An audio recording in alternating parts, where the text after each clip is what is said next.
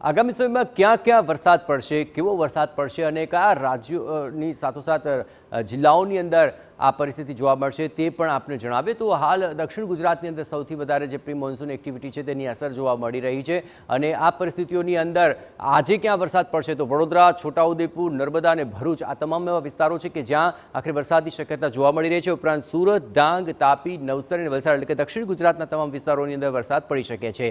એ ઉપરાંત મધ્ય ગુજરાતમાં પંચમહાલ, દાહોદ ત્યાં વરસાદ પડી શકે છે। સૌરાષ્ટ્રના કેટલાક ભાગોની અંદર પણ વરસાદની શક્યતા જોવા મળી રહી છે અને આગામી સમયમાં આ જ પ્રકારની પરિસ્થિતિ જે છે તે 11 જૂને જોવા મળશે એટલે કે પંચમહાલ, દાહોદ, છોટાઉદેપુરની અંદર વરસાદના અહેવાલ છે। નર્મદા, સુરત, તાપી અને ડાંગની અંદર શક્યતા 11 જૂને વરસાદની છે।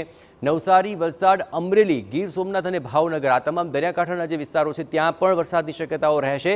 પંચમહાલ, દાહોદ, છોટાઉદેપુર આ મધ્ય ગુજરાતના વિસ્તારોની અંદર પણ 11 જૂને વરસાદ વરસી શકે છે। એ સિવાય નર્મદા, સુરત, તાપી અને ડાંગ આ વિસ્તારોની અંદર પણ 11મી જૂને વરસાદની આગાહી છે।